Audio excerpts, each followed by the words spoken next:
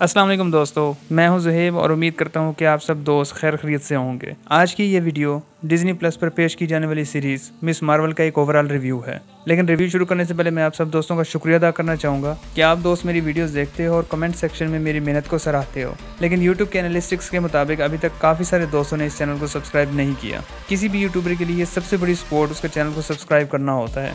तो अगर आप पहले से इस चैनल की वीडियोज़ देख रहे हैं या नए हैं तो इस चैनल को ज़रूर सब्सक्राइब कर लीजिए, क्योंकि सब्सक्राइब करने के लिए कोई भी चार्जेस नहीं है। मुझे वीडियोस बनाने में काफ़ी आसानी होगी और आने वाले वक्त में डेली बेसिस पर आपके लिए वीडियोस बना सकूंगा। आते हैं रिव्यू की तरफ। अगर ओवरऑल बात की जाए मिस मार्वल की सीरीज़ के बारे में तो ये कैजुअल सी यानी 50-50 सीरीज़ है, क्योंकि इसमें जो मेन कैरेक्टर मान विलानी प्ले कर रही है उसका इस सीरीज़ से पहले कोई भी एक्टिंग बैकग्राउंड नहीं था, इसलिए उसकी एक्टिंग इतनी अच्छी नहीं थी। इस सीरीज़ की 6 एपिसोड हैं और उन 6 एपिसोड में काफ़ी सारी बातें इस्लाम से मुतालिक और पाकिस्तानी माशरे से मुतालिक गलत दिखाई गई हैं जानबूझकर। सबसे पहले अगर बात करें कमाला के नाम के बारे में तो इस सीरीज़ के आखिर में ये बताया है, पर उर्दू में कमाल का मतलब होता है, कैसे कहूँ, मार्वल, कमाल मतलब मार्वल कि कमाला का मतलब कमाल है यानी मार्वल, जबकि कमाला नाम संस्कृत ज़बान से है जिसका मतलब है कंवल, जबकि यहाँ पर बताया गया है कि कमाला का मतलब है कमाल यानी मार्वल। और ये हिंदुओं की देवी यानी हिंदू गॉडेस लक्ष्मी के कई नामों में से एक नाम भी है। यानी अगर कमाल का मतलब है मार्वल तो कमाला का मतलब हुआ मार्वला। अजीब बात है।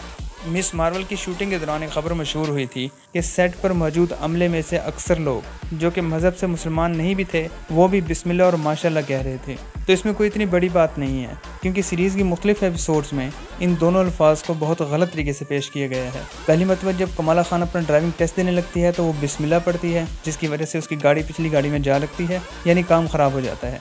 दूसरी मरतबा कमाला खान को जब कराची में दिखाया जहाँ पर वो एक ट्रक चलाने लगती है और ट्रक के चलाने से पहले वो बिस्मिल्लाह पढ़ती है, जिसकी वजह से ट्रक पीछे यानी रिवर्स में जा लगता है। तो दोनों जगह पर मजाक के अंदाज में मजाक उड़ाते हुए बिस्मिल्लाह के बारे में ये पेश किया है कि अगर किसी काम के शुरू में बिस्मिल्लाह पढ़ा जाए तो काम गलत ही नहीं उलट होता है, जबकि बिस्मिल्लाह का मतलब है कि अल्लाह ताला के नाम से शुरू। हर मुसलमान कोई भी काम शुरू करने से पहले बिस्मिल्लाह ज़रूर पढ़ता है ताकि उस काम में बरकत हो, जबकि यहाँ पर बिल्कुल इसको गलत दिखाया है। और दूसरा लफ्ज़ माशाअल्लाह है, जिसका लफ्ज़ी मतलब है कि जैसा अल्लाह ने चाहा वैसा खूबसूरत तरीन इसे पैदा किया। लेकिन सीरीज़ की दूसरी एपिसोड में जब कमाला और उसकी दोस्त कामरान को देखते हैं तो वो माशाअल्लाह कहती है और साथ खड़ा लड़का पूछता है कि इसका मतलब क्या है, जबकि डैम का लफ्ज़ी मतलब है लानत। तो यहाँ पर माशाल्लाह को भी इंतहाई गलत अंदाज में यानी लानत से मुशाबे करके दिखाया गया है। सीरीज़ में एक जगह ईद का समा दिखाया गया था, लेकिन ये मालूम नहीं हो सका था कि ये ईद उल फितर है या ईद उल अज़हा, क्योंकि सीरीज़ में कहीं भी किसी भी जगह ईद से पहले ना रोज़े दिखाए गए और ना ही ईद के दिन कोई भी कुर्बानी वगैरह का दिखाया या बताया गया।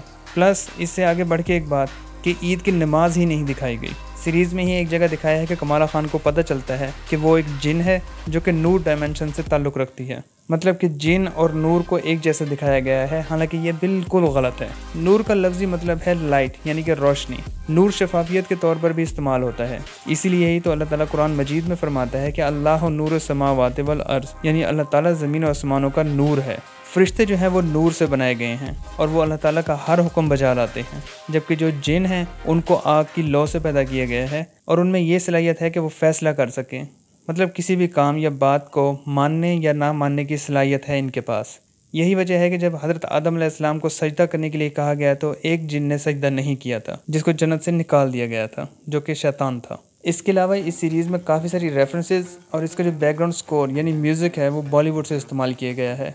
हालांकि दिखाया ये जा रहा है कि कमाला खान पाकिस्तान से ताल्लुक़ रखने वाली अमरीकी निजात लड़की है जो कि एक मुसलमान है, लेकिन उसमें मुसलमानों वाली ऐसी कोई बात नहीं दिखाई गई। दूसरी ही एपिसोड में ये रियलाइज़ करवाया गया है कि कमाला खान या तो नमाज नहीं पढ़ती और कभी कभार ही मस्जिद में नजर आती है।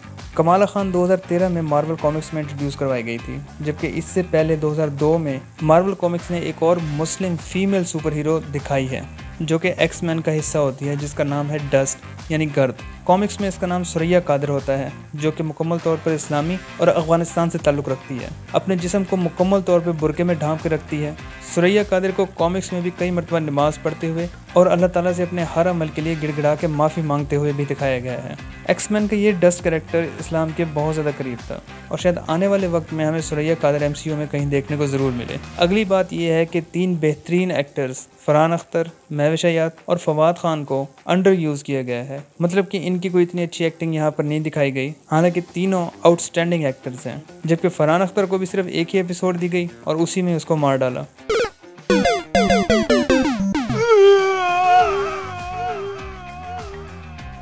और महवे शयाद और फवाद खान को भी सिर्फ एक ही किस्त तक महदूद कर दिया।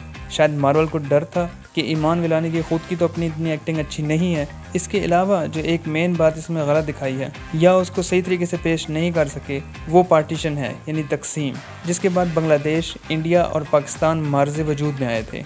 हालांकि हमारे कुछ बुजुर्ग अभी भी मौजूद हैं और हम में से अक्सर लोगों को भी ये मालूम है कि ये तकसीम जब हुई थी तो इसके लिए हर तरफ से कितनी कुर्बानियाँ आई थी और ये कितना ज़्यादा सख्त माहौल था। जबकि इस सीरीज़ में इस मंजर की कोई ख़ास अक्कासी नहीं की गई, जो कि एक मेन डिसअपॉइंटमेंट बना। इसके अलावा आखिर में मार्वल के लिए एक ख़ास सजेशन भी है कि किसी भी रिलीजन यानी मज़हब और सकाफ़त को पेश करने से पहले उसके बारे में मुकम्मल तौर पर मुताला कर लेना चाहिए, क्योंकि इस वक्त दुनिया का कोई भी मुल्क या कोई भी सकाफ़त किसी भी मज़हब को 100% रिप्रेजेंट यानी पेश नहीं कर रही। किसी भी मुल्क के मज़हब और सकाफ़त में बहुत ज़्यादा फ़र्क होता है, जबकि ये बात इस सीरीज़ में इग्नोर कर दी गई है और मज़हब और कल्चर को आपस में मर्ज करके एक नई चीज़ दिखाने की कोशिश की गई है। अगर आपने मिस मार्वल की सीरीज़ देखी है तो शायद इसमें से आपको भी कोई ऐसे पॉइंट्स मिले हों जो मैं नहीं बता सका या मैंने मिस कर दिया हूँ। काइंडली वो कमेंट में मेरे साथ ज़रूर शेयर कीजिएगा। अगर आपको वीडियो अच्छी लगी हो तो लाइक कर दें और हो सके तो अपने दोस्तों को भी फॉरवर्ड कर दें। मैं मिलूँगा आपको नेक्स्ट वीडियो में, तब तक के लिए अपना ख्याल रखिएगा।